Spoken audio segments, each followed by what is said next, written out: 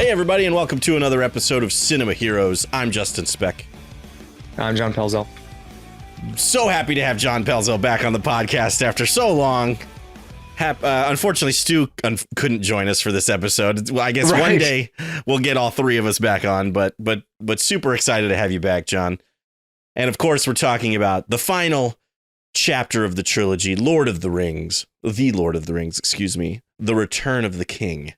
Released in 2003, directed by Peter Jackson, written by Fran Walsh, Philippa Boyens, and Peter Jackson, and starring, got to take a deep breath for this, Elijah Wood, Ian McKellen, Liv Tyler, Viggo Mortensen, Sean Astin, Cate Blanchett, John Rhys-Davies, Bernard Hill, Billy Boyd, Dominic Monaghan, Orlando Bloom, Hugo Weaving, Miranda Otto, David Wenham, Carl Urban, John Noble, featuring Andy Serkis as Gollum, with Ian Holm and Sean Bean. I love that Sean Bean gets the "and" credit on this movie because he's basically a flashback. I don't even think he has lines. It's just he just like appears when and I don't remember.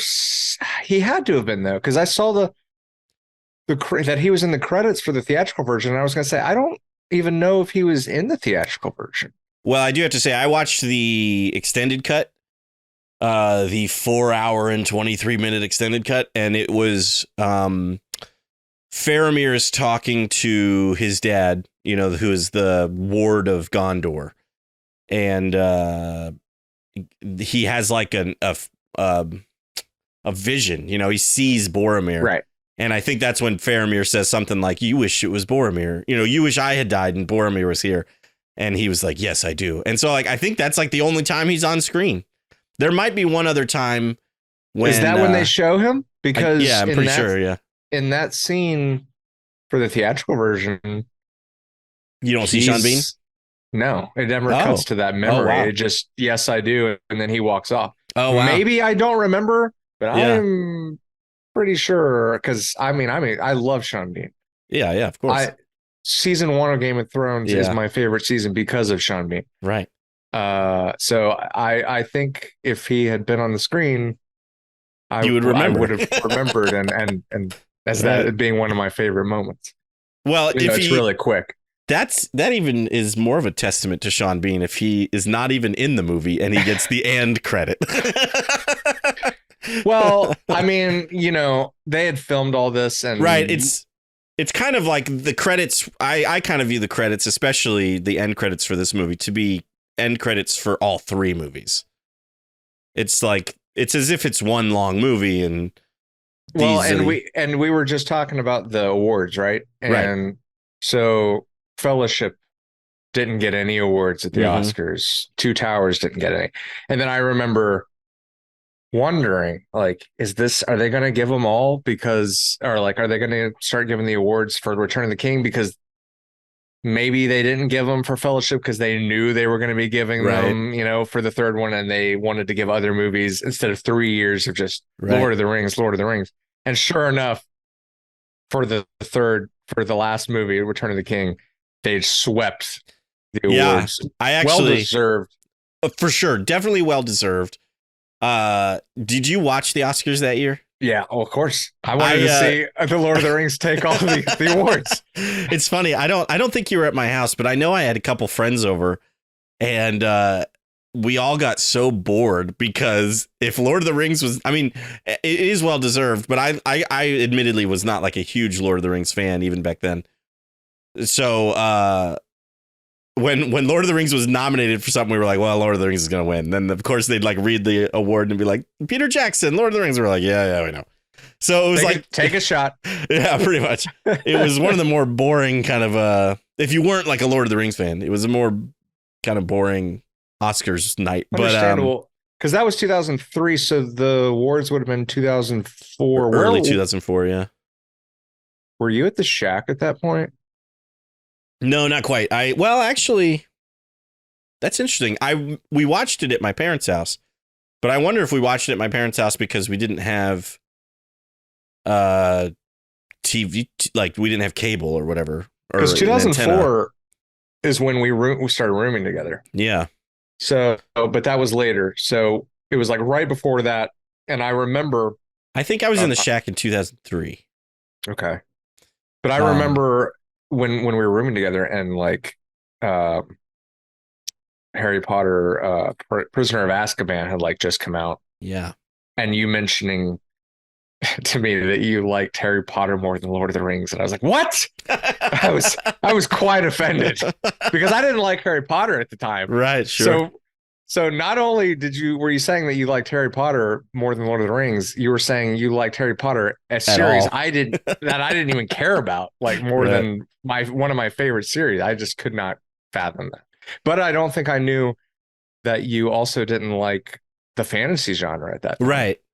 Yeah, I didn't really, and I saw these movies because they were, I went and I saw a lot of movies, but there was like hype around these movies, so I was kind of excited to see them. By the time this one came out, I was a little less excited because, I think I've talked about this in the other episodes. The first one came out and I saw like the midnight showing, and it felt like the longest movie ever. The second one, I was smart enough not to see it at the midnight showing, but it still felt like the longest movie ever. And when Fellowship came out on DVD, I watched it with my brother, and it didn't feel quite as long. So I was like, well, maybe, with Two Towers, since I saw it the first time and it felt long, at least I know how long it is now. So when I went and saw it a second time, I expected it to not feel as long. I thought it was going to be kind of the same thing, like what had happened with Fellowship. And it felt even longer the second time in the theater. I was like, oh my God, this movie's so long. And so by the time this movie came out, I knew it had an even longer runtime.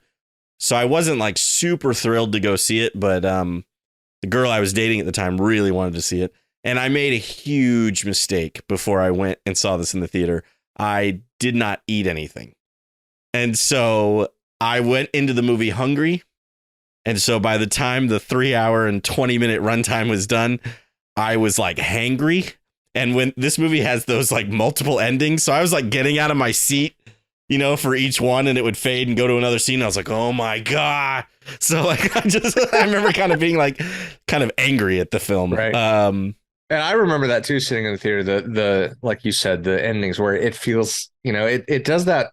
I don't remember the first one where it kind of, I think it's just Frodo saying that was the end or whatever. And you're like, okay. And then it's like 6 months later or something. Right. Well, it's like there's the whole reunion where like Pippin and Merry are jumping on the bed with Frodo and Sam comes to the door, and like it kind of fades out and it feels like that's the end of the movie. Right. And then it cuts, I think, to maybe, I can't remember what the first scene is, but it shows them coming back to the Shire and Frodo finishing the book. And it goes to Gondor, and you see, Viggo getting the crown and telling the hobbits, you bow for no one. And that feels like a really solid ending. But then it goes to the Shire and he's finishing the book. And then it goes with Bilbo and they're getting on the boat and all that stuff. So it's just like there's like 4 or 5 different kind of endings to the movie. But watching it this time, I don't think I would cut any of them out. Like I don't think I would end the movie any earlier than the way they do it. It's funny. I said that I like Harry Potter more than Lord of the Rings. If you were to ask me that question now, it would be a really tough choice. But I think I actually would say I like Lord of the Rings now more than Harry Potter. Right. I think I'd be the other way around on it now. That's hilarious. I don't know if I've ever gone. It's possible I actually flip flopped at one point. Yeah. I doubt it though, because I don't know watching this again, we brought this up several times in past episodes about what is the last movie that really just had that wow factor in cinema that delivered to the audience something that had never been seen before. Right. And this one comes up, but I leaned more towards the Matrix before. Even though that came out first. I was kind of like, yes, this had it, but I don't know if it had it to the degree the Matrix did. But watching this, I'm like, this was it. The Lord of the Rings movies were really, I think, the last like cinema magic of, the audience didn't know what it was in for. Right. when it was coming in and seeing it for the first time, and it just blew everyone. Mm-hmm. I really kind of wish I could go back. I really wish I had been more of a Lord of the Rings fan, seeing these in the theater. It's like almost a waste of theater going experience not being a Lord of the Rings fan and right. not enjoying the movies as much, because I love them now. And I've only read the books once, and actually watching this movie really made me want to reread them. I read them about 5 years ago, and so it's about time for a reread. Return of the King is the only one I actually haven't finished. Oh, okay. Yeah. It's interesting because I know the movies more. I mean, and I don't know the movies like super well, but I know the movies more than the books. And so I remember reading like and I might pronounce the name wrong, but the Shelob, the spider. Right. Who knows? Okay. I'm pretty sure that's at the end of Two Towers in the books. It is. And it's like halfway, well, at least in the extended cut, it was like 2 hours into this movie. I was like, dang. But I think it's because like Frodo and Sam are not, I would say they're not in this movie that much, but it's like there's a long time where we were with Frodo and Sam, and then we're not with Frodo and Sam for a really long time. So I wondered if the books aren't with Frodo and Sam for a really long time, and they were like, well, we've got to. I remember from what I read, and I don't even know if I got a quarter of the way through it. It was like the whole thing with Pippin and what's his name? I can't remember his name either, but the ward for Gondor. Right. Yeah. John Noble, the actor. I can't remember his name though. Yeah, that could be. It might. That's what I'm wondering. I'm wondering if Return of the King focused a lot on other characters and then went back to Frodo and Sam kind of late, and they were like, well, we can't do that for the movies, so they had to kind of move some stuff around. Because also Boromir's death happens at the beginning of Two Towers, and in the movies it happens at the end of Fellowship. Oh, okay. Yeah, they again kind of moved some stuff around a little bit. Right. But yeah, I definitely want to reread the books. Like I said, I've only read them once, which I think is kind of a travesty. I hadn't read them before I saw the movies. I'd read The Hobbit, possibly twice, and I'm sure I brought up in the past that there was that Hobbit animated movie that I saw as a young kid, and was always I kind of attributed my later interest in fantasy just to being exposed to that, because it just has that classic, fantasy design to it. You got orcs and knights and just the standards of what the genre is, and it kind of established that for me at a young age. Yeah. Nice. I don't know if I think I had seen pieces of the Hobbit cartoon as a kid. I don't know if I've ever seen the whole thing. Even to this day, I don't know if I've seen the whole thing. I have it. I'm pretty sure. I'm looking on the shelf. Yeah, I've got it. But you should watch it. It's good. Yeah.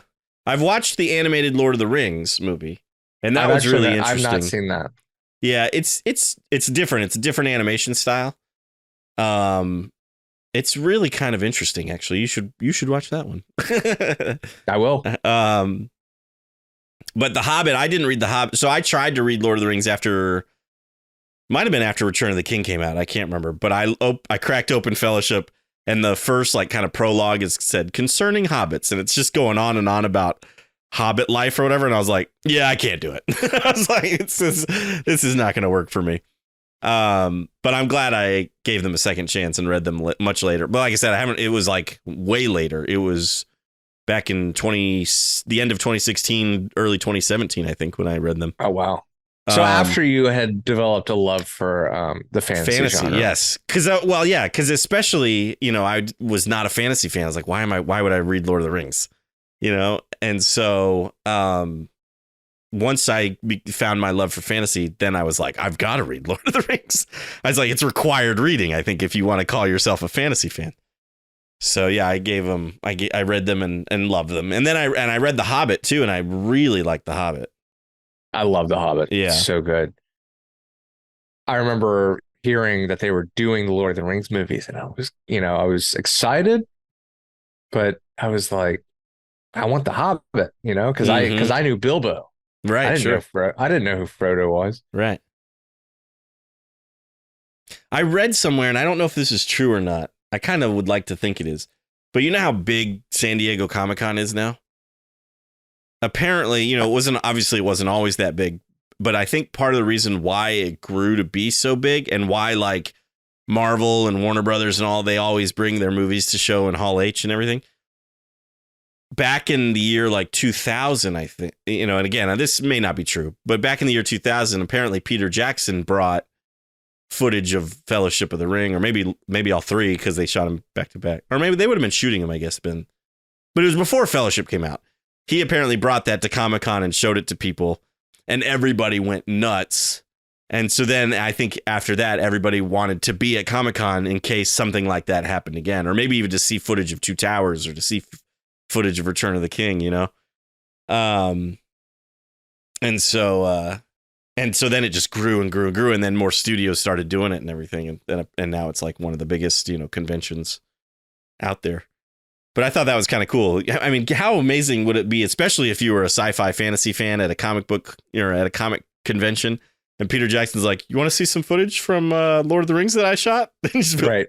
Oh my God. Right. Which I'm guessing, people didn't even know was being done. They might not. I mean, the internet was around, but like, I don't know how it is now. Yeah, not like it is now. And I don't know how, I don't know how widely reported it was. I remember seeing the first trailer for Lord of the Rings, and it showed, it was from a scene, like I remember the shot specifically from Fellowship where they're kind of, each character is kind of stepping over a ridge, like on a mountain, into frame, and the screen showed like Fellowship of the Ring, and it gave the date, and then it said the Two Towers, and it gave the next 2002 date, and then it said Return of the King, and it had the third date. I remember seeing that trailer and being like, oh my God, like that made me want to see the movie, just because I'd never, 3 movies 3 years in a row was something I'd never heard of before, type of thing. So it seemed like kind of a big deal and everything. And the spectacle of the movie looked very good. And I had heard of Lord of the Rings, obviously, but I just didn't really know what it was. Yeah. But it was a cool trailer. But I didn't know at the time, it wasn't like, I don't think I remember reading anything saying, and if I did, it didn't mean anything to me. But I was going to say, I don't remember reading anything saying, Peter Jackson is directing the Lord of the Rings trilogy, and they're shooting them back to back to back. So it probably was a kind of a surprise seeing that trailer for the first time. Right. And, like I said, I had heard that they were doing it. I don't know if it was after the reveal or not at Comic-Con, but I mean, I'm guessing some of the hardcore fans probably knew about it, but I'm sure it was a surprise to some people, because like we were saying, the internet was not at the time what it is now, and information, you kind of still had to search for it. Now it's kind of shoved in your face. Right. Yes. You can't. Well, exactly. With social media, it's like you can't get away from it. Even if you want to kind of shield yourself from it, you got to stay off of social media platforms, because people will just post everything, even to the point where, like, what's going on right now with Warner Brothers and DC. Yeah. All this stuff keeps getting reported, and James Gunn keeps coming out and going, no, that's not true, or, whatever. And so it's just, it's so in your face nowadays. But it is true that he had a meeting with Henry Cavill, right? About. Yes, Henry Cavill, is no longer Superman. So James sad. Gunn, I know, everybody's sad. James Gunn is writing a new Superman movie that takes place, I guess, earlier in Superman's life. It's not an origin story, but it's just a younger Superman. And so Henry Cavill, and I think Stu and I talked about this, not on the podcast, but just he called me the other day and we talked about it. And it's like, in all honesty, like, yes, it makes us sad that, Henry Cavill's not going to be Superman anymore. Ben Affleck's not going to be Batman anymore, who I think are just amazing in those roles. But it's almost like we'd rather have them start over than try to fix what they've been doing and put a Band-Aid on the Snyderverse and all that stuff. So, and that way you're not like, these movies are good, right, but, let's ignore what's right. Yeah. So I'm hopeful. I'm cautiously optimistic about Warner Brothers' future, but because I think James Gunn has a vast comic knowledge, and I think he, understands the characters, and I think he will do a good job. Part of me kind of thinks James Gunn can be hit or miss. And so we'll just see how it goes. I just don't want him to make it all just straight up comedy. Right. You know exactly. I mean? I hope he makes a serious Superman movie, Right. And you can have, a couple, oh, that was a cute, gag right there or whatever. But like you said, let's 90% of the movie, let's take it seriously. 95%. Right, exactly. Right. And as much as I love Guardians of the Galaxy, like I don't want to see that's its own that thing. type of humor in a Superman movie. It just wouldn't work as well. You know what I mean? Right. So let Guardians of the Galaxy be what it was. Right. You don't have to make all the other movies become Guardians of the Galaxy just because Guardians of the Galaxy was successful doing that. Right. Exactly. There's other ways to be successful. The original Batman was a successful movie. Yeah. It's not a comedy.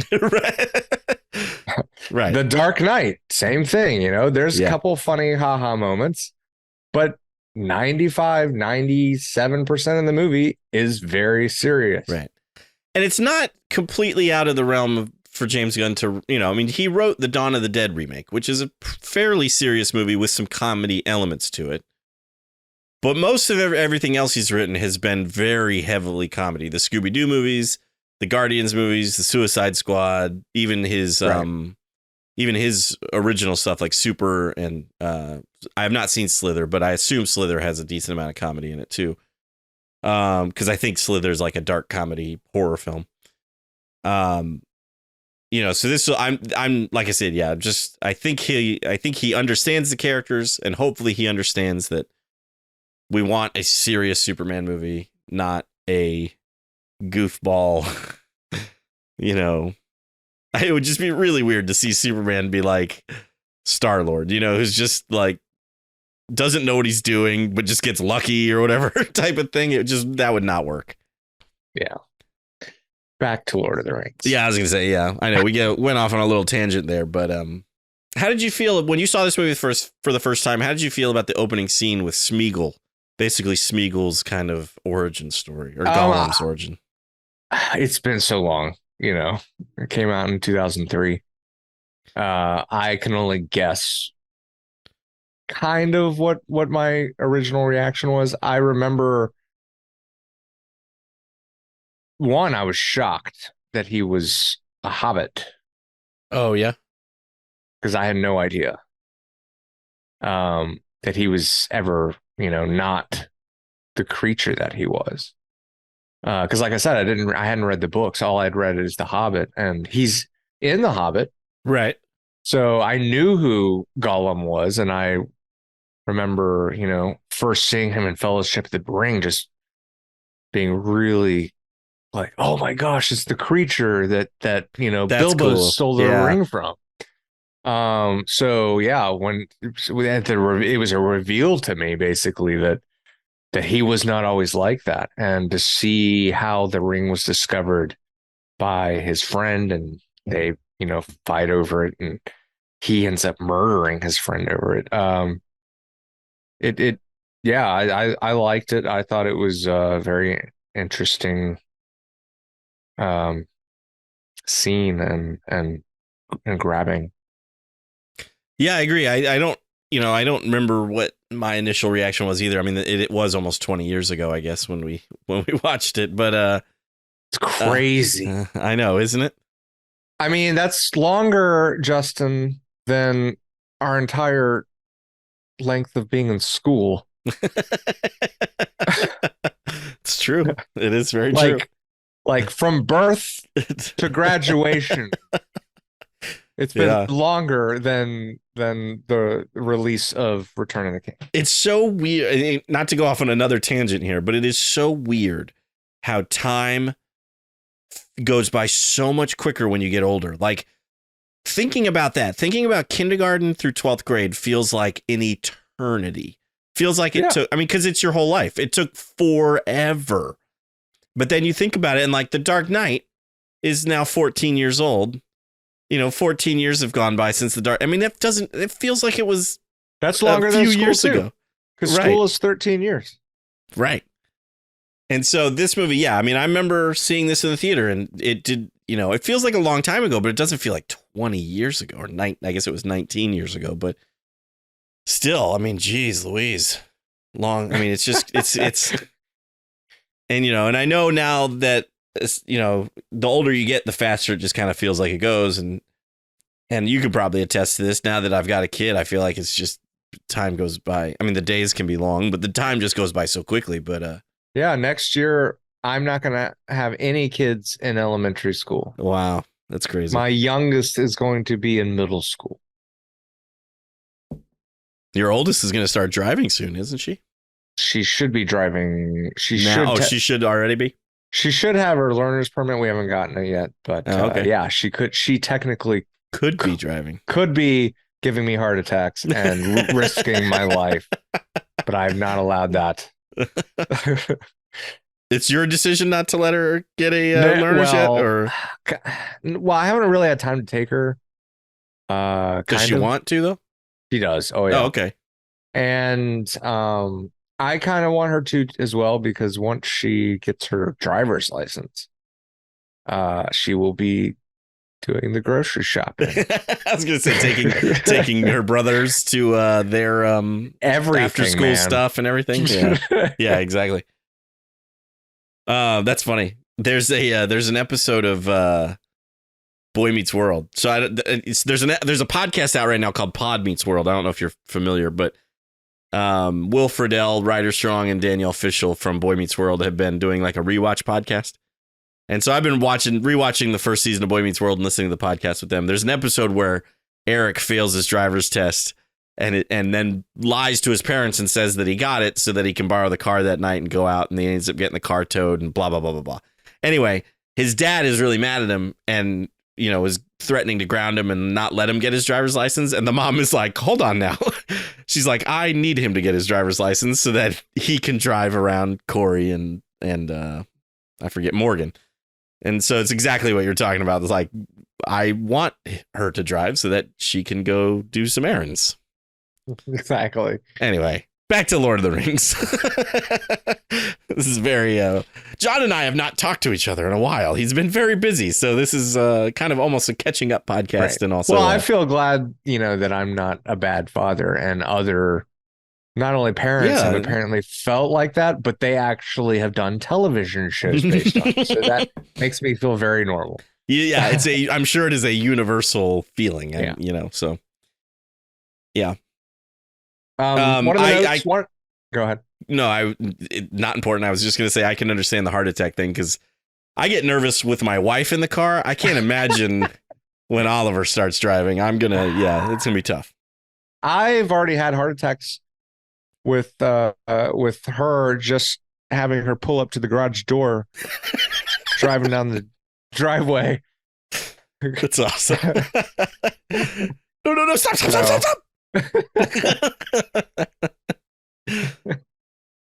I wrote down a couple notes from Lord of the Rings. One of them was from the very beginning. Yeah. And it was when Sam, and I'm assuming it's right after the Smeagol scene, where Sam and Frodo, we go to them and they're climbing and they're looking at their food rations, and Sam is like, I've rationed it. And Frodo's like, for what? And Sam's like, for the journey home.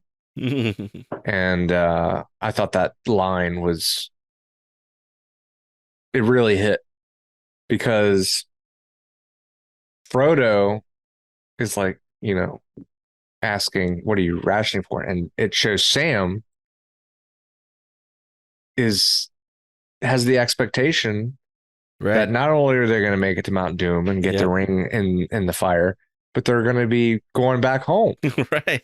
They're going to make a long trek back home. Yeah. And it was really encouraging and like kind of heartwarming that he just had that confidence and was prepared for it. Yeah. Not just prepared, like it was the expectation, like right. That is what he knew that was what it was going to be. Yeah, like exactly. Because I love the way he says it. He's like, ration for what? And he's like, the journey home.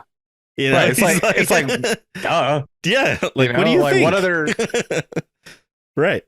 I had heard over the years about how Sam is like a fan favorite. You know, people love Samwise because he's number one, he's the loyal best friend. And I understand in this movie, Sam might be my favorite character in this film because, you know, he does have that optimistic personality, but also one of the best scenes in the movie is when he says to Frodo, you know, I can't carry it for you, but I can carry you. And he picks him up and carries him the rest of the way. I mean, that's just, you almost can't help but get emotional during that scene. Right. You're like, you just love Sam. And then, of course, when, and then you feel heartbroken for Sam when they're in Mount Doom and Frodo is about to drop it and Sam's yelling at him, just drop it. And Frodo turns around and he's kind of like, why should I? You know, he's getting, kind of overtaken by the ring, and the ring is mine. Right. And Sam just kind of breaks in. He's like, no, Mr. Frodo. You just feel terrible for him. You've gone this whole way. I love that whole scene too, because when you see the tension in that scene is so real. Yeah.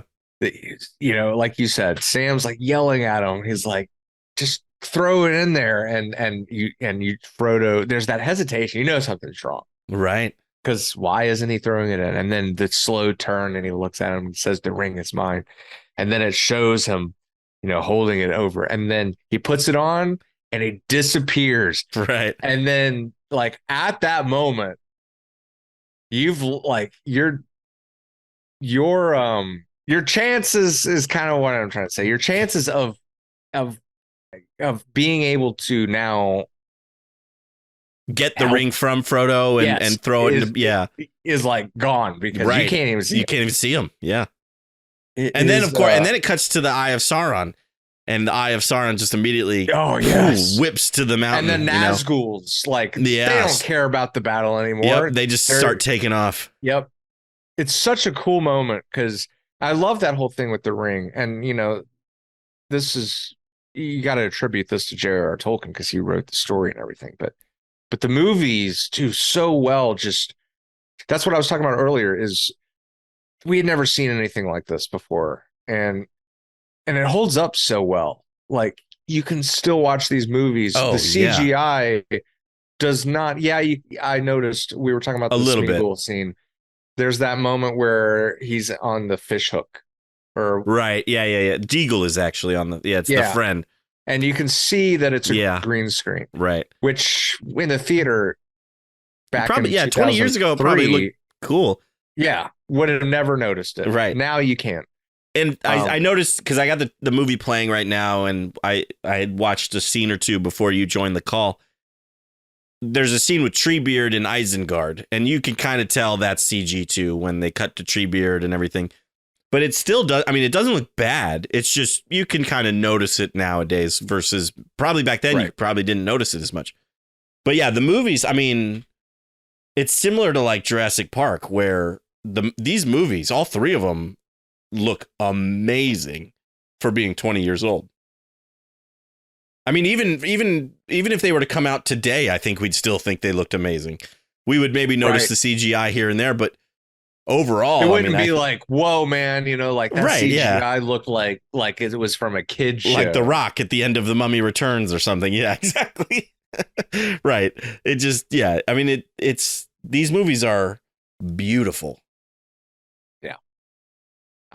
Peter Jackson, and just the way these movies turned out, just, it's one of those things where it was just pure cinema magic. Absolutely.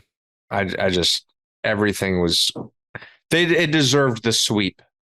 Absolutely. Of awards at the Oscars. I agree 100%. Even, you know, the song that plays at the end credits, the Annie Lennox song, Into the West, that won Best Original Song. And like, listening to that song, I forgot how good that song was. I was watching the credits, you know, and I'm going, man, this is a really good song. Like, it's not like something you can like maybe, you know, listen to all the time, but it's a really solid song. Right. And there's like even that song that Pippin sings. You know? Yeah. Go ahead. I was just gonna say that it's a beautiful song. Like, It's an amazing scene. I was going to say, like, it's going to be really hard. We're already been recording for a little while, so there's no way we're going to be able to talk about every scene from this movie because the movie's so long. So I almost kind of want to just talk about our favorite scenes, and if there's anything about the movie you didn't like, but that is one of my favorite scenes when he asks Pippin to sing, and it cuts back and forth between him eating and he's getting it all in his chin and everything, and Faramir going into battle. And Pippin starts crying because he knows that Faramir is going into battle, basically to die. It's just a beautiful scene. Really, really well done. I even appreciated that scene back in 2003 when I was hungry and not enjoying the movie that much. And you're watching him eat. It's like stuff in his face. Although he is eating tomatoes, so I wasn't super. I hate tomatoes. I actually like tomatoes now on burgers, but I used to tell people that tomatoes are red because they were made by Satan. That's awesome. I like that. Yeah, no, I still hate tomatoes. It's complicated because I hate the taste of raw tomatoes. So like him eating, gross. It's actually on that scene right now. He just bit into the tomato. That's weird how that always happens. I know. It's kind of crazy. Pippin has just started singing. But I like the flavor of cooked tomatoes, but I don't like the texture, the mushy texture of cooked tomatoes. So it's like if you're going to cook a tomato, you almost have to blend it or it's like it's got to turn into like a sauce or something basically for me to kind of like it. Cooked tomatoes for me would probably be okay. It's the flavor of a raw tomato that almost makes me gag. Me too. Yeah. Can't handle it. Gross. Speaking of Faramir and like going and dying, and then he comes back and you have just that moment where Pippin's like, he's alive. Right. He like climbs up onto the well, it's not a grate. It's like a pyre, right? Because they're going to burn him alive, right? Right. Yeah. Well, like before that, when they're picking him up and just carrying him, and they're like, and he's saying, "Let's burn him." And right. It's a very suspenseful moment because you as the audience know he's alive. They're going to burn him. The I can't remember his name. Have you pulled it up to look? I can look it up. The king, or not? He's not the king, but the ward of Gondor. I'll look it up right now. Hold on. Denethor. Okay. So yeah, Denethor is like, he's lost his mind. Mm-hmm. But I also like that too, because he had that moment where he sent Faramir off to battle and he's like, I wish you had died, all this stuff. Right. And then when Faramir comes and is in his eyes dead, like he breaks down. Yeah. And you do get to see that he cared about his son. Mm-hmm. But he still doesn't really redeem himself, does he? Not really. No, he ends up burning himself alive. So right. I mean, he was nuts. He was gonna burn Faramir. Pippin tries to intervene. And then eventually Gandalf has to intervene, I think, and then. Yeah, he smacks him in the face with his staff, I think. And then I forget exactly how it happens, but he ends up climbing onto the pyre himself, and it gets lit on fire, and he starts burning, and then he runs off the cliff. That's another one of my favorite.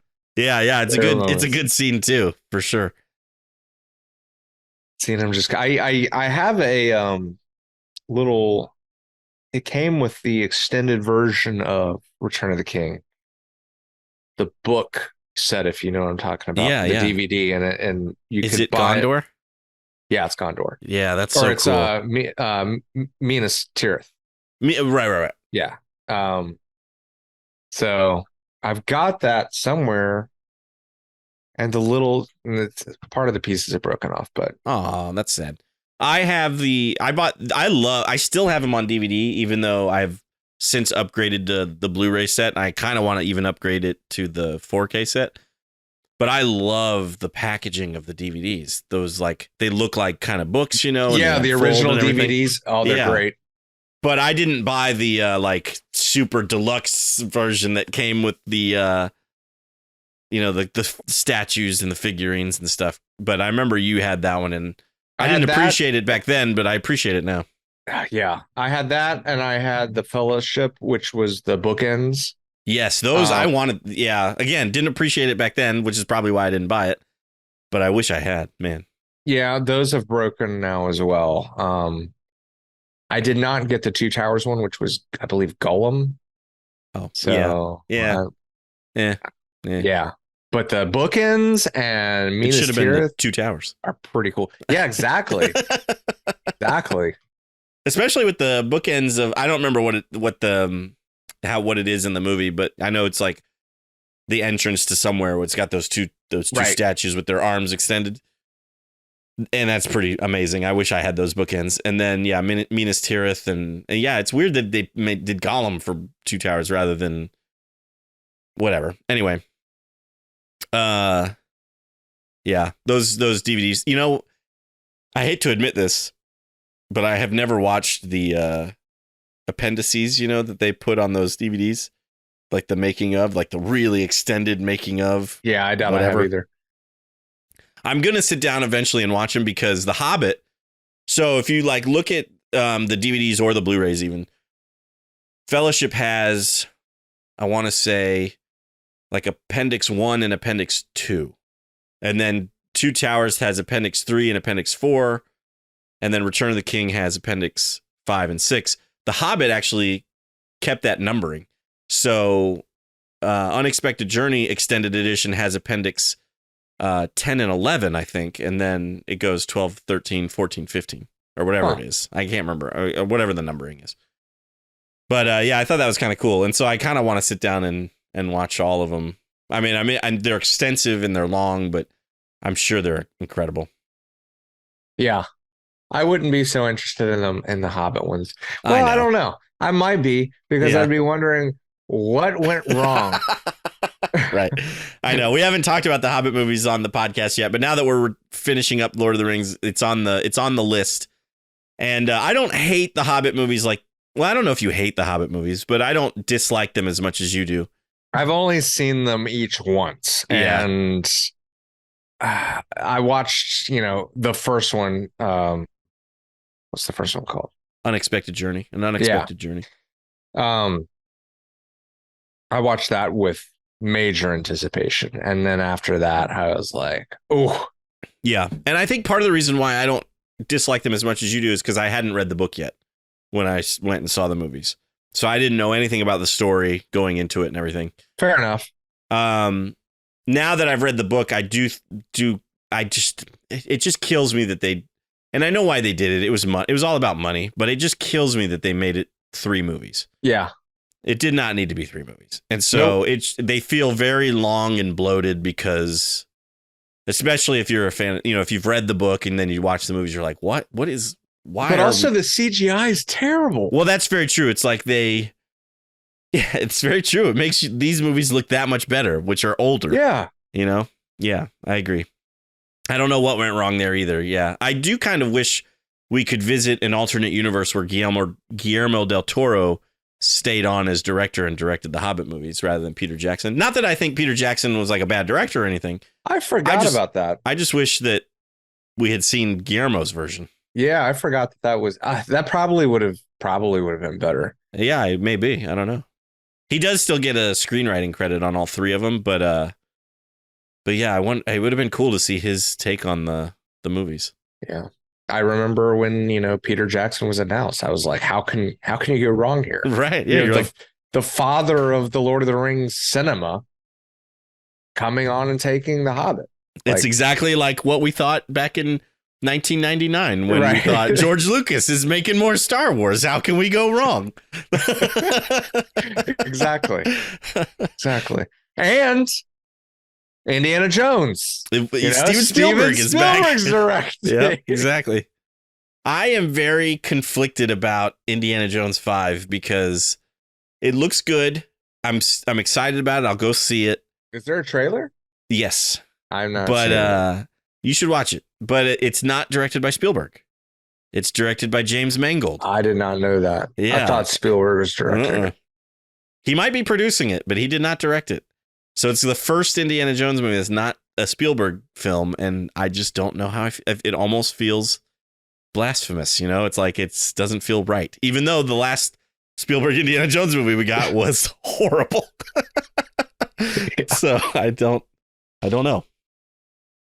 But to be fair, I've heard, who is saying what and blaming who, but apparently George Lucas. Well, yeah, George Lucas is probably mostly to blame for that movie because I remember when, so that movie has a lot of problems, obviously, but and I don't know how easily you can find it now, but back when the movie came out, I found Frank Darabont's script. So Frank Darabont wrote a script for Indiana Jones and the Kingdom of the Crystal Skull. I think it was probably called the same thing. And it was very similar, but way different. And I liked it more, but it still had a lot of the same story beats. And it obviously still dealt with aliens because that was the big Crystal Skull thing. And it still had the fridge and the nuke thing in the beginning. So there was a lot that was mandated probably by George Lucas. This is what I want in the movie and blah, blah, blah, blah, blah. And so I don't think it would have. I do think George Lucas is probably mostly to blame for that movie, but we haven't talked about this movie we're going to talk about it on the podcast too. But yeah, it's just, it didn't work. The aliens thing doesn't bother me like it bothers everybody else because I understand what they were trying to do. The movies themselves are same. Yeah. The movies themselves are supposed to represent movies of the time that they take place in. So it was like, the first three are kind of supposed to represent or like supposed to be similar to the movie serials of the 30s. And since this one was in the 50s, sci-fi was really popular in the 50s. So they went sci-fi with it, which pissed everybody off. But like, if you knew that, and I knew that going into it, so it wasn't as offensive to me because I knew what they were doing, but it didn't work. I don't think. Yeah, and I don't think this new one is going sci-fi. I didn't know going in. Maybe it is. I don't know. I've heard rumors there's time travel in this new one, so I have no idea. I know. I'm like, again, cautiously optimistic, but I don't know. Wow. This isn't an Indiana Jones podcast, though. This is a Lord of the Rings Return of the King podcast. It is. But at the same time, I kind of wanted to bring up, just the fact that Indiana Jones, when it came out, was like on more cinema magic, like it was just one of those things that at the time, that was the Spielberg era, where things were just being presented to the audience that we had never experienced before. You could have read about it, but as live action and to be put on the screen in a realistic fashion, in a believable fashion, had never been done like that before. Agreed. I long for like more movies with characters like Indiana Jones. We just don't get those kind of adventure films anymore. The last one, we had Sky Captain, I think was really the last attempt. Probably. Well, you've got National Treasure. That was afterwards, wasn't it? Yeah, that was afterwards. But I don't like, I wouldn't liken Nicolas Cage's character in National Treasure to Indiana Jones. I was thinking more along the lines of The Mummy. Brendan Fraser's character in The Mummy is kind of an Indiana Jones-ish character. Mm-hmm. That worked pretty well, but it still doesn't come even close to the magic of the Indiana Jones movies. Right. And so I don't know. But the whole concept of Indiana Jones at the time was like just incredible. Yeah. Yeah. Like an archaeologist that's a hero. Like he's going to go get ancient artifacts. Like that is something that didn't exist. It was fresh. And, I don't know. I've heard the story from again, I don't know if this is true or not, but I kind of want it to be true. Is Steven Spielberg was confessing to George Lucas that he always wanted to direct a James Bond movie. And George Lucas was like, I've got something better. and showed him the script or whatever for Raiders. And that's kind of how that started. And I was like, that's awesome. Yeah. It's just crazy. Yeah. And then the whole hat, and like jacket and whip. The whip and everything. I know it's iconic now. Yeah. It created a whole genre. Yeah. That, like you said, really hasn't been explored. Like There's the Indiana Jones movies, but that's what it is. Right, and it's hard to like I said, we don't really get adventure films like that anymore. And it's because if you try to make a movie that's similar, you can't help but compare it to Indiana Jones. Right. There's movies I haven't seen, like what's the Romancing the Stone? Is that the name of it? Yeah, like I haven't seen that in forever. I haven't seen it, but the imagery of the poster, is like where they're swinging, I think, on a rope or something. It gives I'm sure it's trying to appeal to the Indiana Jones crowd. Yeah. So I've never seen it, so I don't know if that's where it goes or is even trying, but that's one of those movies that makes me think of it. Right. Well, even like I was just saying about The Mummy, Brendan Fraser's character is an Indiana Jones type character. It's like, it's hard to do a, kind of a adventure type character, especially if they have anything to do with archaeology or, digging even up artifacts or anything. Alan Grant, Right. Yeah. He's got the hat. He's got the hat. Yeah. Indiana Jones type character. It's just, it's hard to it's hard to not be compared to Indiana Jones when you try to do anything like it. So maybe that's why Nicolas Cage's character is not like Indiana Jones, because they were trying to not fall into that trope or that stereotype. I don't know. I think it'd be kind of cool to follow, like do a intentionally close to Indiana Jones character. Yeah. And story. I don't know. You could do probably a really cool movie with an Indiana Jones type character that is blatantly like Indiana Jones and still make a good movie and a good story. And I think it could be done. Maybe it will be. I don't know. Yeah. We should probably get back to Lord of the Rings. Yeah. Totally different genre. Totally different genre.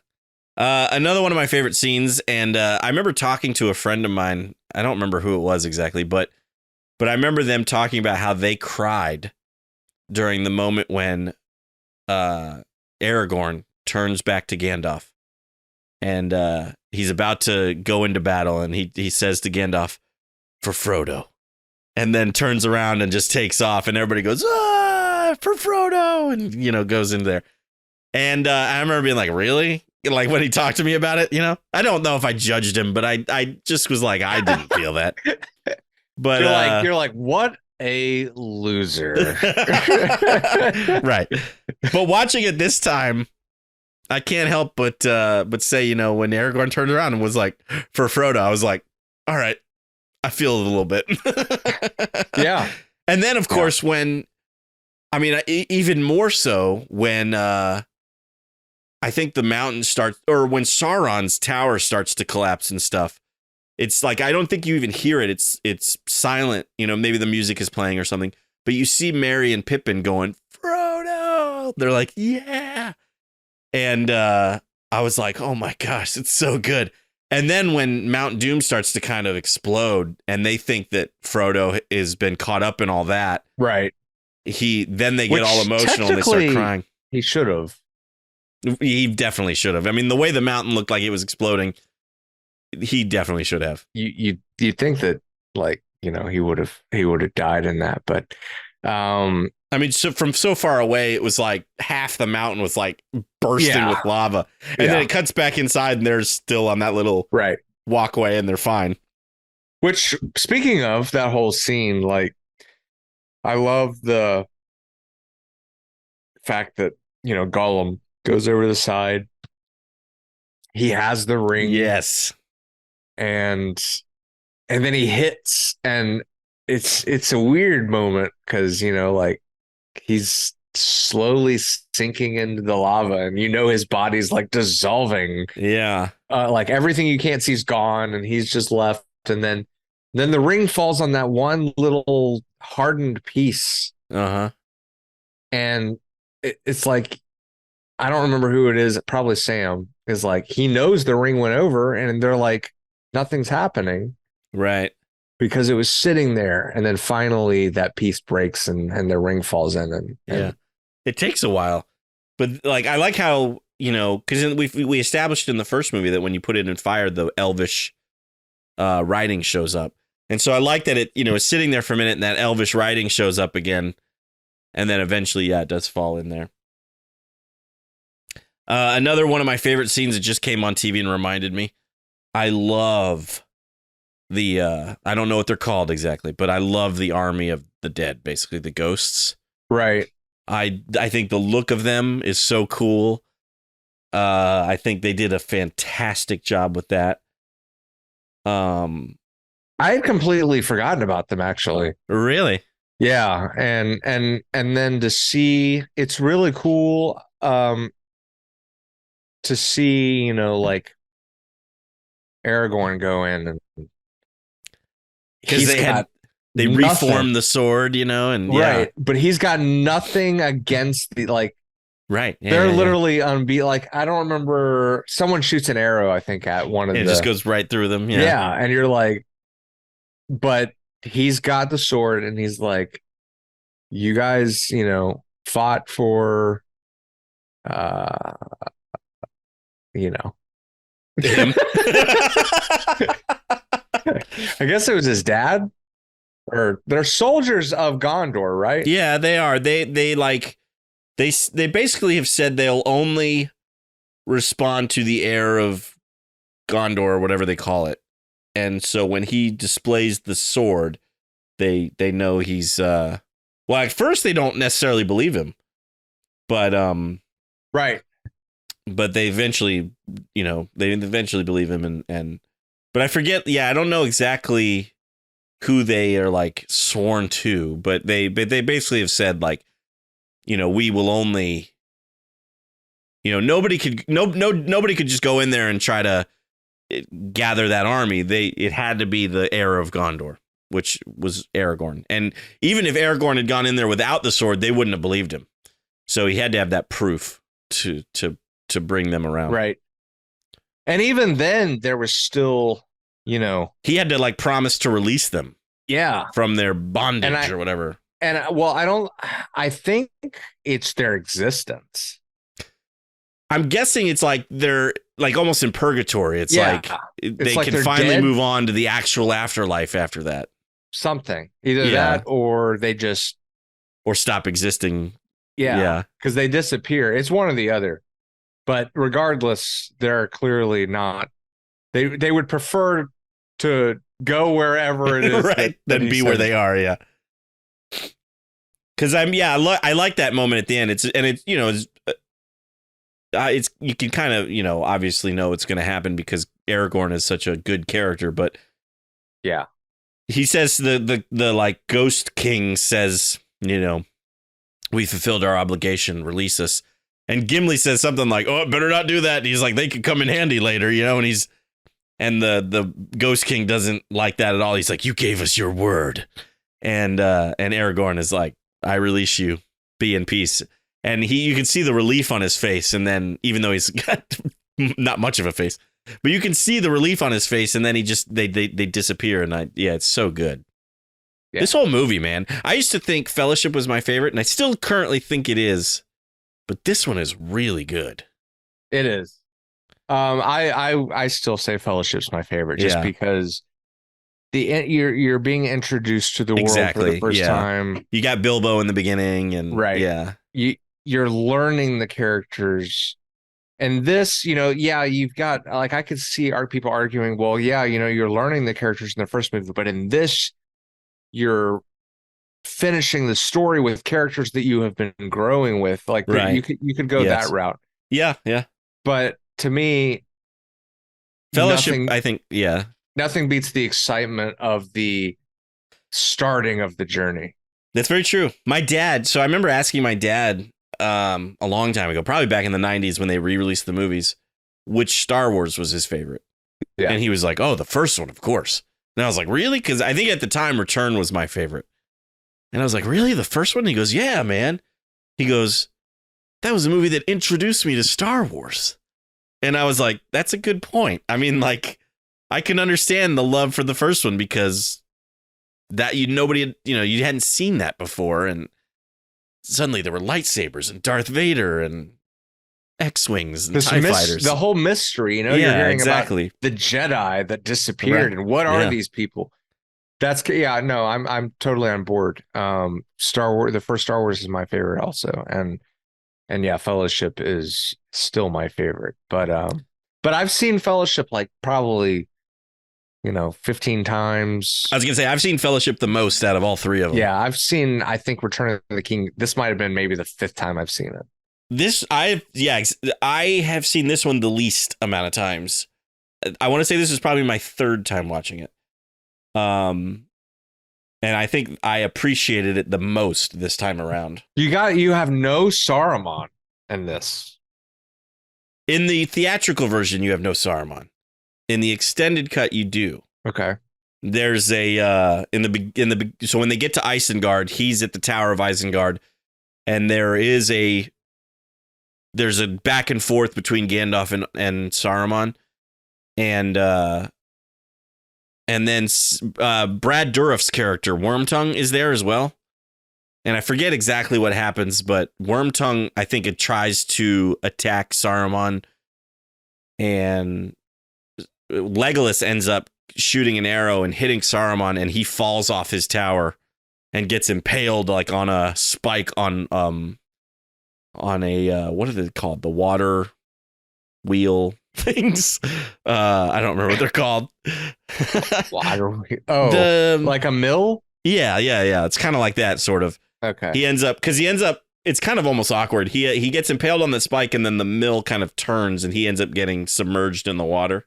Okay. But that feels like it was, I thought that was this seems like it was in the second one, but maybe I just remember it from the extended because this is really the only time I would have watched the theatrical version of Return of the King since the release. Since the theater, yeah.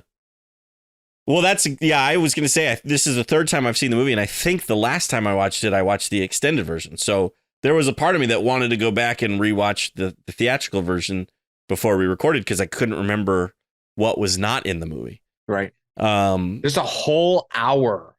I know. Of footage that you watched for this podcast that I didn't see. Well, and so I've got the theatrical version playing, and in the beginning, when they go to Isengard, they talk about Saruman being in the tower, and then Pippin finds his orb in the water. And Gandalf takes the orb, and he's like, give that to me. But in the extended version, Saruman dies, and as he's falling from the tower, that's when he drops the orb, and the orb falls into the water, and then Pippin gets the orb out of the water. So it's a scene that, like, I don't know if I totally understand why they cut it, because I feel like seeing Saruman die is kind of important. But at the same time, you can't have a 4.5-hour movie in theaters. It would have made money, I suppose, because it's the last movie, but people would have been like, are you kidding me? So it was long enough as it is at almost 3.5 hours. Right. And that was in 2003. And you were talking about how long Fellowship felt at the time. Yeah. And it was, because movies were not that long. Right. Titanic was that long, but I mean, they did not release 3-hour movies like that very often. Yeah. No, ever. Like, right. The Spider-Man movies are regular length movies. Right. And that Spider-Man came out in 2002, the original Spider-Man. So, well, most studios want your movies to be under 2 hours because they can get more showtimes in during the day, which gives them more money.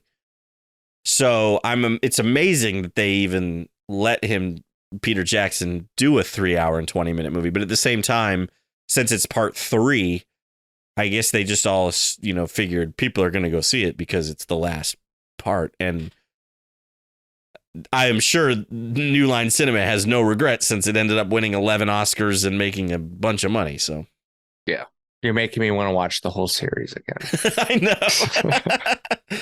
Well, I actually thought that when I was watching this one. I mean, as long as it is, I was sitting here going, man, I kind of wish I had watched Fellowship and Two Towers before I started watching this one. But who has the time, especially when you got a 15-month-old? Right. So I'm glad I was able to just get this one in. I watched half of it on a plane on my iPad because I flew recently to San Diego. So I was like, well, I'll What'd you go to San Diego for? an NCSL conference called Forecast 23. Okay. Basically getting ready for the 2023 legislative session. Was it amazing? It was pretty cool, actually. And I was just really happy to be in San Diego, to be in California. But it was pretty neat. And we had a reception on the USS Midway, which was really cool. Wow. Getting to tour it was like a private event. So we got like little private tours of the aircraft carrier, which was really, really, it was awesome. Yeah, that's neat. Yeah. Nice. So, yeah. So it was like a 4.5 hour flight out to California. I could have watched the whole thing, but there was another movie on the in-flight entertainment that I really wanted to watch. So I only watched the first 2 hours on the flight to San Diego. And then on the way back, I really just was not in the mood to watch something I'd already seen. So I ended up watching Bullet Train, the Brad Pitt movie. And then that flight ended up being really short because the tailwinds, I guess, were in our favor. And so there was only like 45 minutes left of the flight when that movie ended. So I was like, well, I'm not going to bother with Lord of the Rings. So I watched the rest of it when I got home. I don't think we really need to talk too much about it, but Howard Shore's score won an Oscar, of course, for best score. It's so good. Yeah. It's ridiculous, man. I remember hearing it like just again and just being like, how does someone write this? Yeah. Like the piece of music that you know when you hear it, right? Like the main theme, basically. Yes, it's so good. And it brings all the feelings of what the Lord of the Rings is, just hearing it. You're absolutely right. Like, he does such a fantastic job in encapsulating what Lord of the Rings is through music. I mean, it's just, you could listen to the score while reading the books and it would just be perfect. You know what I mean? Howard Shore killed it with this trilogy. Thank you, Howard Shore. Thank you, Howard Shore. Thank you. I'm sure there's 1,000 other things we could talk about with this movie, but we have been recording already for... Gosh, we haven't even talked about the battles. All right, well, let's talk about the battles, and then maybe we should go into a rating after that, but go ahead. I mean, when this movie came out, I mean, we had already had Two Towers, which we kind of had the Battle of Helm's Deep, yeah. But these battles... It was, again, another cinematic first of seeing just these gigantic armies come and just collide with each other. Yeah. I don't think that there really been anything like it before, because everyone, when these were released, talking about how the directing and the cinematography of how these battles was done was just, it was new and I can't think of the word, but you know what I'm trying to say. Yeah. No, I was trying to, well, you just said like we hadn't seen it before. And so I was sitting here going, have we seen it before? And not really. Not like that. Not like that. I think, we had seen, I was trying to, we have seen war movies like Glory and The Patriot and stuff like that, but there was nothing on this scale. Right. At least not that I can think of. The Patriot, I believe, was the first movie to have CGI. Like bat armies or whatever? Armies, exactly. Yeah. But to have them collide and just the cinematography is so, like, that's one, the other note I wrote really was just how this was a new experience for cinema. And then the main thing that made me write that was there's this shot where Sam is running up through the castle trying to get to Frodo, and you have the camera, you've got those very familiar shots of the Lord of the Rings movies where it's like kind of, just going up the castle and you're so far back. Yeah. And you can feel the scope, the depth of field and all that stuff. And you just see Frodo or Sam running like up these stairs as the camera keeps going. And we had never seen anything like this. Yeah. No, I agree. And I don't, like I said, didn't appreciate it at the time, but I appreciate it now. And like, I think I would have enjoyed the Oscars more in 2004 if I had appreciated the movie more. But no, you're absolutely right. And I remember like one of the things that really stood out to me, and I don't know why, but those elephant creatures. They're not exactly elephants because they've got, they're a little different. They're fantasy elephants, I guess. But and when I said we didn't talk about the battles, that's what I was thinking was the elephants. Those the elephants. They really stand out, and like that's something that really stuck with me. And when for years, probably, if I had thought about it, Return of the King, that's what came to mind first was those. It's elephants. Definitely one of the first things that comes to mind. Absolutely, because they're these gigantic creatures that elephants are already big. These things are abnormally big. Like like a human standing on it would probably be a little bit taller than its toenail. Right. And I like how Legolas takes one down, right? And Gimli goes, that still just counts as one. Because they were counting the deaths. How many people they killed, basically. But that started in Two Towers, right? Yeah, I did. Yeah. Yeah.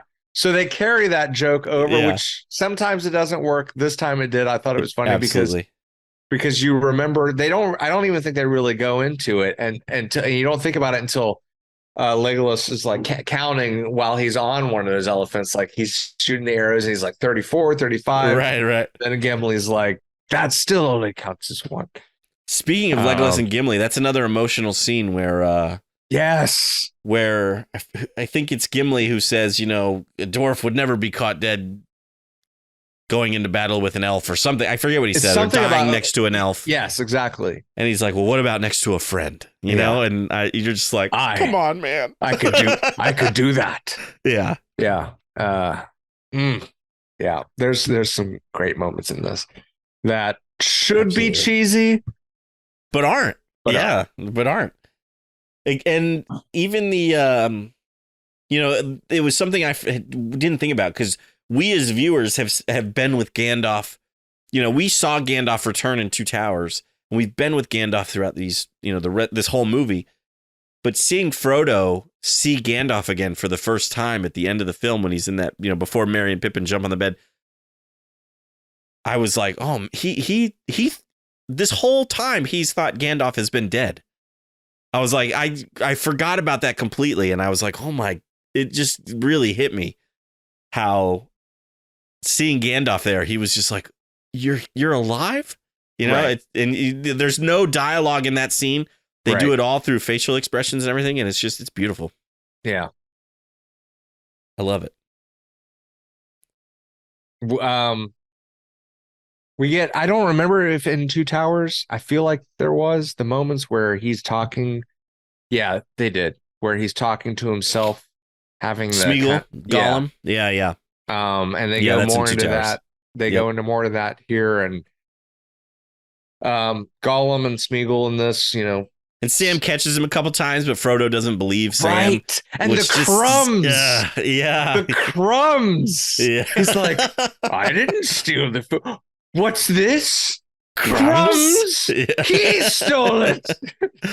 You feel bad for Sam. Yeah, I know. I feel so bad for Sam. And when you see him cry, right? Like his little whimpering, he does it, I think, twice in this movie. And both times, I feel like I want to laugh at him.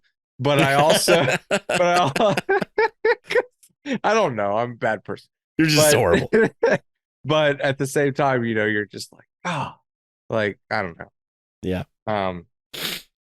It's a little joke thing I do with my kids with that kind of crying. So maybe that's why I want to laugh.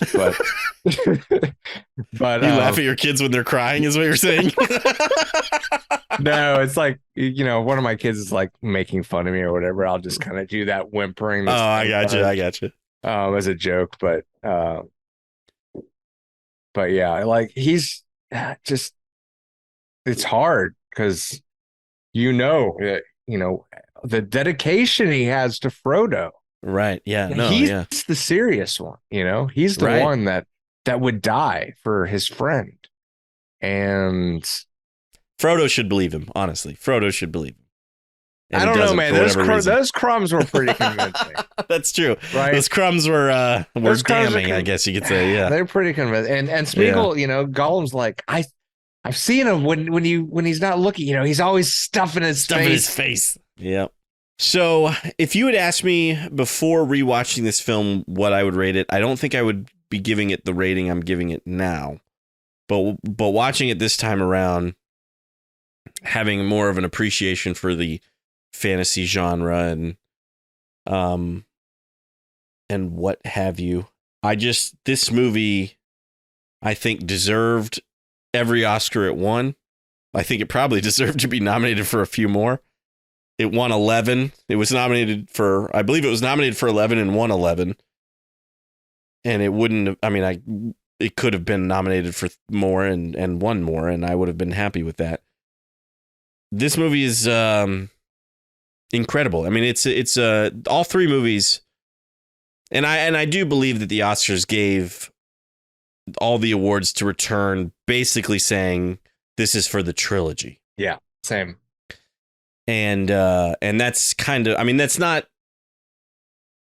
how my rating necessarily is going to be reflected. I'm rating just this movie, but you can't really rate just this movie without the other two, because it's all one story. So, you know, do with that what you will, I guess. But for me, it's a 5-star movie for sure. I don't have any other other things to call it other than stars. I was trying to think of something there as I was talking, and I was like, I got nothing. So it's a 5-star movie across the board. It's perfect, pretty much. I mean, I have really no negative comments about it, other than maybe what we were talking about, how some of the CGI is just noticeable now. It's not even bad CGI. It's just noticeable. I would say maybe that shot of Deagle in the beginning being pulled by the fish, that's maybe slightly bad CGI. But it's not to the extent where I'm like, oh my, it doesn't take me out of the movie or anything. You know what I mean? Right. And that's just one instance out of if you're watching the extended cut, out of almost a 4.5 hour movie. So yeah, 5 stars. It's incredible. This whole trilogy is incredible. It deserves every award it received. And honestly, like you said, it makes me just want to sit here and rewatch all three of them again. Yeah. Yeah, absolutely. Everything you said.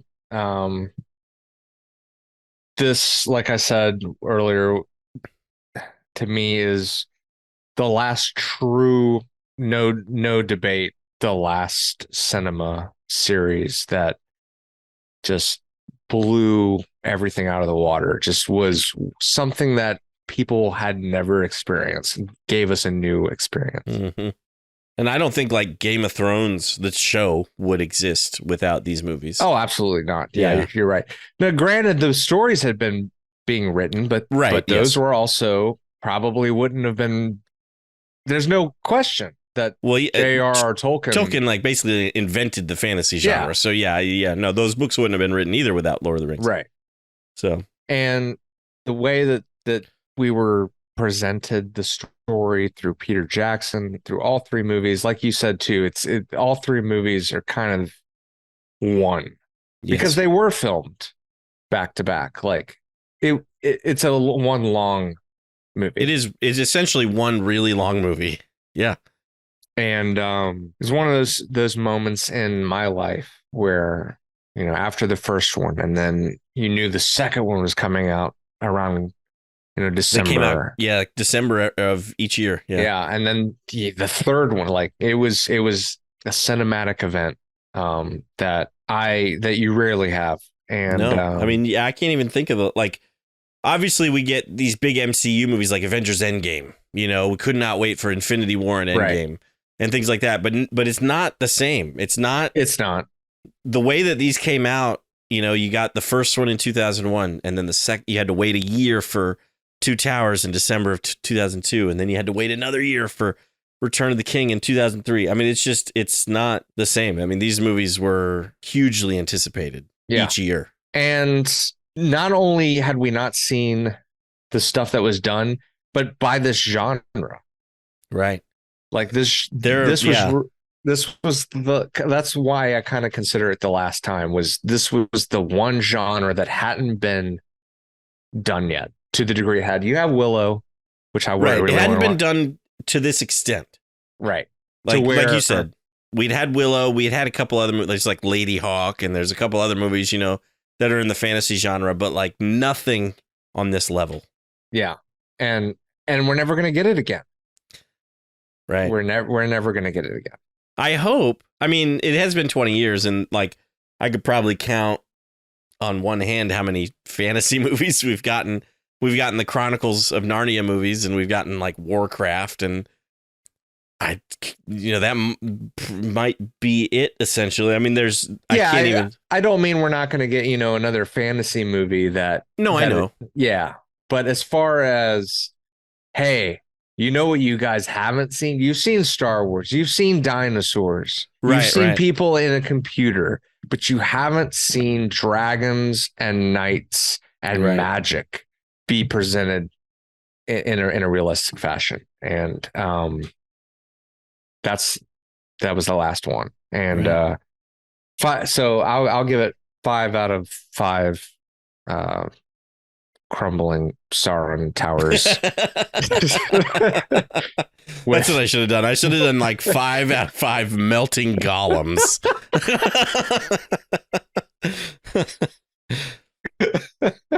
It's an interesting thought, though, what you just said. Like, will we? I'm sure we will, but like, will we get another moment in cinema history where we are seeing something that we've never seen before? They have to create another genre. Right. That's completely the only new, way. That just, I don't know. Yes. Like, I think about those moments, like Star Wars is one, and then The Matrix is one. These movies are one. We haven't, I mean, I don't know. Maybe you could say Marvel's Avengers is one, because we haven't had one where like, that was the first time where we had characters from separate movies coming into one movie before like that. That was something that was new and exciting to me. Right. But not, and again, that's just on such a different level than these movies. It is. And The Matrix and things like that. You're right, but we were still seeing a superhero movie. Sure. You know what I mean? Yeah. And like, I kind of give it to X-Men and Spider-Man. I kind of break it off between those two because they were so close together and just kind of new at the time. Like Batman, but Batman, I really don't count Batman because I don't know. We could say that for another time. Okay. But and so you got Superman, of course, Christopher Reeve's Superman. Yeah. But I think the X-Men and the Spider-Man movies really were the first time that you had characters that were comic book characters that you just couldn't imagine how you could take them out of the page and put them on a cinema, and they did it. Mm-hmm. The X-Men especially, Yeah, right. Especially X-Men, agreed. And just with and it was at the same time where we were learning how, or they, not me, I didn't do it, but they were learning how to take CGI and put it into cinema. And that was such a magical time. But because of that, they're like, well, what else can we do with CGI? And now CGI has no limits. I mean, it does, but it doesn't. Like, we can see everything. So anything that we can imagine, we've really already seen. And any new ideas, we might get a couple here and there, but it's all stemming from stuff. And I think the main genres and ideas that completely stand apart from each other have all been done. It's an interesting idea. It's an interesting thought, is have we seen everything that we could possibly see that could surprise us and bring fresh, not even fresh technology, but fresh visuals and fresh ideas. Is it over? I don't, that's a whole nother discussion for a whole nother podcast probably, but it's an interesting thing to think about and to end on. Is this the end of an era? Is the Return of the King, was the Return of the King the end of an era? Maybe. it's sad, but at the same time, we got to experience it. That's true. We got to experience it. So I feel very lucky. Yeah. Just like I feel very lucky that I got to see The Matrix in the theater, and I got to see, the Star Wars prequels, even if, they weren't great, but got to see those in the theater. And we got to see, I got to see the original Batman, or the 89 Batman, in the theater and things like that. So, yeah. Cool. Well, we'd love to know what you think about Lord of the Rings: Return of the King. You can always let us know at cinemaheroes.com. You can always drop us a line at our Instagram or Twitter. Both handles are at cinemaheroes. You can always leave a comment on this video if you're watching it on YouTube. And if you are watching it on YouTube, give this video a thumbs up and subscribe to our channel if you haven't already. Give us a review on Apple Podcasts, by the way. I haven't really said that, but that always kind of helps us out, spread the word, and grow the channel. But anyway, we'd love to hear from you, however you want to reach out to us. I think this about wraps it up for this episode, though. I'm Justin Speck. I'm John Pelzel. As always, thanks for listening. Thanks for subscribing.